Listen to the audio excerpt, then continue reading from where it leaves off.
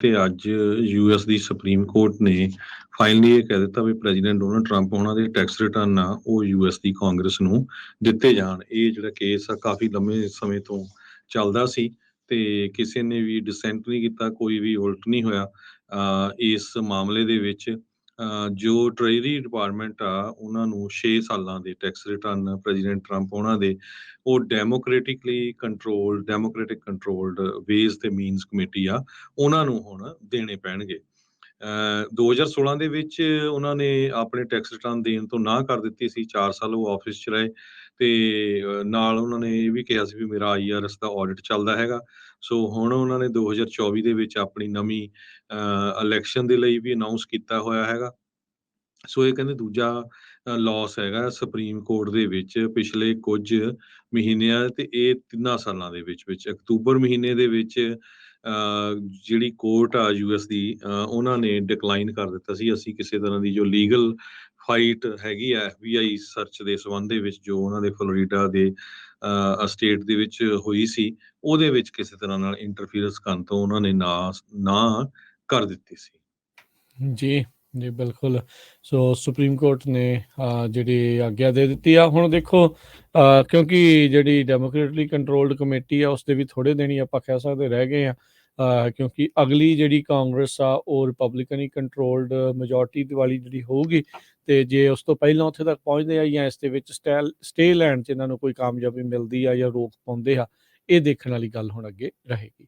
ਅਗਲੀ ਗੱਲ ਕਰਦੇ ਜਾਈਏ, ਲਿੰਡਸੀ ਗ੍ਰਾਹਮ ਉਹਨਾਂ ਨੇ ਵੀ ਸੁਪਰੀਮ ਕੋਰਟ ਦਾ ਦਰਵਾਜ਼ਾ ਖਟਖਟਾਇਆ ਸੀਗਾ ਜਾਰਜੀਆ ਦੇ ਵਿੱਚ ਗ੍ਰੈਂਡ ਜੂਰੀ ਦੇ ਸਾਹਮਣੇ ਟੈਸਟੀਫਾਈ ਕਰਨ ਤੋਂ ਰੋਕਣ ਦੇ ਲਈ, ਪਰ ਉਹਨਾਂ ਨੂੰ ਉੱਥੇ ਜਿਹੜਾ ਸਟੇ ਨਹੀਂ ਸੀ ਮਿਲੀ। ਸੋ ਲਿੰਡਸੀ ਗ੍ਰਾਹਮ ਉਹਨਾਂ ਨੇ ਜਿਹੜੀ ਇਸ ਇਲੈਕਸ਼ਨ ਪ੍ਰੋਬ ਦੀ ਗ੍ਰੈਂਡ ਜੂਰੀ ਬਿਠਾਈ ਗਈ ਹੈ ਜਾਰਜੀਆ ਦੇ ਵਿੱਚ, ਉਸ ਦੇ ਸਾਹਮਣੇ ਅੱਜ ਟੈਸਟੀਫਾਈ ਕੀਤਾ ਆ। ਸੋ ਉਹਨਾਂ ਦੇ ਸਵਾਲਾਂ ਦੇ ਜਿਹੜੇ ਜਵਾਬ ਦੇਣ ਦੇ ਲਈ ਉੱਥੇ ਪਹੁੰਚੇ ਸੀ। ਮਹੀਨਿਆਂ ਤੱਕ ਇਹਨਾਂ ਨੇ ਜਿਹੜੇ ਵੱਖ-ਵੱਖ ਲੀਗਲ ਚੈਲੰਜਸ ਇਸ ਗ੍ਰੈਂਡ ਜੂਰੀ ਦੇ ਸਾਹਮਣੇ ਟੈਸਟੀਫਾਈ ਨਾ ਹੋਣ ਦੇ ਲਈ ਕੋਸ਼ਿਸ਼ ਜਿਹੜੀ ਉਹ ਚੱਲਦੀ ਰਹੀ। ਟਰੰਪ ਹੁਣਾਂ ਦੀ 2020 ਦੀ ਜਿਹੜੀ ਇਲੈਕਸ਼ਨ ਦੀ ਹਾਰ ਹੋਈ ਸੀ ਜਾਰਜੀਆ ਦੇ ਵਿੱਚ, ਉਸਨੂੰ ਓਵਰਟਰਨ ਦੀਆਂ ਜਿਹੜੀਆਂ ਕੋਸ਼ਿਸ਼ਾਂ ਦੇ ਬਾਬਤ ਇਹ ਜਿਹੜੀ ਇਨਵੈਸਟੀਗੇਸ਼ਨ ਆ ਉਹ ਚੱਲ ਰਹੀ ਹੈਗੀ ਆ। ਤੇ ਕਹਿੰਦੇ ਵੀ ਇਹ ਜਿਹੜੀ ਗ੍ਰੈਂਡ ਜੂਰੀ ਆ ਹੁਣ ਇਸ ਟੈਸਟੀਫਾਈ ਜਿਹੜੀ ਆ ਟੈਸਟੀਮੋਨੀ ਤੋਂ ਬਾਅਦ ਦੇ ਵਿੱਚ ਵੀ ਆਪਣਾ ਜਿਹੜਾ ਕਨਕਲੂਜਨ ਆ ਉਹ ਦੇਣ ਦੇ ਲਈ ਜਲਦ ਹੀ ਤਿਆਰ ਹੋ ਜਾਵੇਗੀ।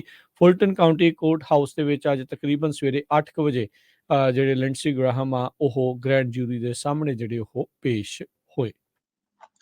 ਅਗਲੀ ਖਬਰ ਵਿੱਚ ਚਲੀਏ, ਪ੍ਰੈਜ਼ੀਡੈਂਟ ਜੋ ਬਾਈਡਨ ਉਹਨਾਂ ਨੇ ਸਟੂਡੈਂਟ ਲੋਨ ਦੀ ਜੋ ਰੀਪੇਮੈਂਟ ਸੀਗੀ ਜਿਹਦੇ ਤੇ ਫਰੀਜ਼ ਲਾਇਆ ਸੀ ਉਸ ਨੂੰ ਐਕਸਟੈਂਡ ਕਰ ਦਿੱਤਾ ਗਿਆ ਹੈਗਾ।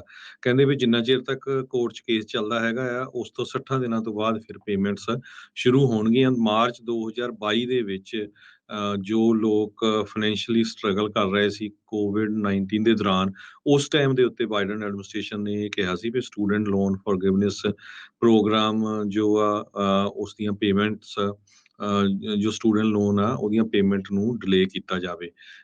ਤੇ ਫॉरगिवनेस ਪ੍ਰੋਗਰਾਮ ਉਹਨਾਂ ਨੇ ਸ਼ੁਰੂ ਕਰਤਾ ਸੀ ਵੀ $20,000 ਤੱਕ ਲੈ ਸਕਦੇ ਆ, ਪਰ ਅਲਟੀਮੇਟਲੀ ਇਹ ਕੇਸ ਕੋਰਟ ਦੇ ਵਿੱਚ ਲੱਗਿਆ। ਹੁਣ ਜੋ ਕੋਰਟ ਹੈਗੀ ਆ ਉਹ ਕਹਿੰਦੇ ਹੋ ਸਕਦਾ ਜੂਨ ਮਹੀਨੇ ਤੱਕ ਜੋ ਡਿਸਾਈਡ ਕਰਦਾ ਹੈ, ਉਸ ਤੋਂ 60 ਦਿਨਾਂ ਤੋਂ ਬਾਅਦ ਫਿਰ ਇਹ ਪੇਮੈਂਟਸ ਲੋਨ ਦੀਆਂ ਸ਼ੁਰੂ ਹੋਣਗੀਆਂ।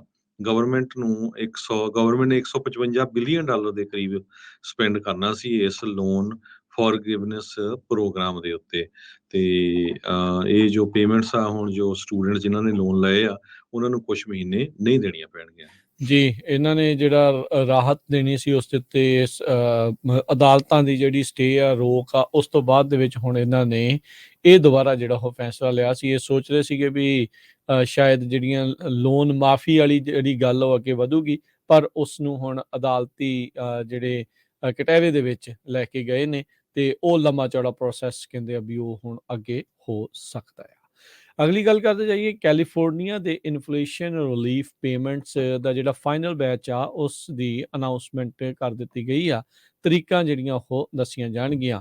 $200 ਤੋਂ ਲੈ ਕੇ $1,050 ਮੈਕਸਿਮਮ ਜਿਹੜਾ ਇਨਫਲੇਸ਼ਨ ਰਿਲੀਫ ਚੈੱਕਸ ਜਾਂ ਡਾਇਰੈਕਟ ਡਿਪੋਜ਼ਿਟਸ ਆ ਉਹ ਹੁਣ ਤੱਕ ਚੱਲ ਰਹੇ ਸੀਗੇ। ਕਹਿੰਦੇ ਵੀ 18 ਮਿਲੀਅਨ ਪੇਮੈਂਟਸ ਇਹਨਾਂ ਨੇ ਜਿਹੜੀਆਂ ਉਹ ਕਰਦੀਆਂ ਆ ਤੇ ਇਹ ਜਿਹੜੀਆਂ ਪੇਮੈਂਟ ਟਾਈਪ ਆ ਉਹ ਲਾਸਟ ਨੇਮ ਦੇ ਹਿਸਾਬ ਦੇ ਨਾਲ ਚੱਲ ਰਹੀਆਂ ਸੀ। ਸਭ ਤੋਂ ਪਹਿਲਾਂ ਡਾਇਰੈਕਟ ਡਿਪੋਜ਼ਿਟ ਜਿਹੜੇ ਆ ਉਹ 25 ਤਰੀਕ ਤੱਕ ਜਿਹੜੇ ਉਹ ਚੱਲੇ ਸੀਗੇ ਤੇ ਇਸ ਤੋਂ ਬਾਅਦ ਦੇ ਵਿੱਚ ਜਿਹੜੇ ਜਿਨ੍ਹਾਂ ਨੂੰ ਪਹਿਲਾਂ ਗੋਲਡਨ ਸਟੇਟ ਸਟਿਮੂਲਸ ਨਹੀਂ ਸੀ ਮਿਲਿਆ ਪਰ ਉਹ ਡਾਇਰੈਕਟ ਡਿਪੋਜ਼ਿਟ ਰਿਕੁਆਇਰਮੈਂਟ ਸੀ, ਉਹ 14 ਨਵੰਬਰ ਤੱਕ ਸੀਗੀਆਂ। ਸੋ ਹੁਣ ਡੈਬਿਟ ਕਾਰਡ ਦੀਆਂ ਜਿਹੜੀਆਂ ਪੇਮੈਂਟਸ ਆ ਉਹ ਅਗਲੇ ਸਾਲ ਤੱਕ ਹਰਜੋਤ ਸਿੰਘ ਜੀ ਚੱਲਣਗੀਆਂ। ਜਿਨ੍ਹਾਂ ਨੂੰ ਅਜੇ ਤੱਕ ਨਹੀਂ ਮਿਲੀ ਉਹ 14 ਜਨਵਰੀ 2023 ਤੱਕ ਉਹਨਾਂ ਨੂੰ ਇੰਤਜ਼ਾਰ ਜਿਹੜਾ ਉਹ ਕਰਨਾ ਪੈਣਾ ਆ। 4-5 ਕੈਟਾਗਰੀਜ਼ ਜਿਹੜੀਆਂ ਆ ਇਹ ਡੈਬਿਟ ਕਾਰਡ ਮਿਲਣ ਵਾਲਿਆਂ ਦੀਆਂ ਇਸ ਦੇ ਵਿੱਚ ਰਹਿ ਗਈਆਂ ਨੇ, ਜਿਹੜੀਆਂ ਕਿ ਬੀਤੀ 20 ਤਰੀਕ ਤੋਂ ਜਿਹੜੀਆਂ ਸ਼ੁਰੂ ਹੋ ਚੁੱਕੀਆਂ ਆ ਤੇ 14 ਜਨਵਰੀ 2023 ਤੱਕ ਜਿਹੜੀਆਂ ਹੁਣ ਚੱਲਣਗੀਆਂ।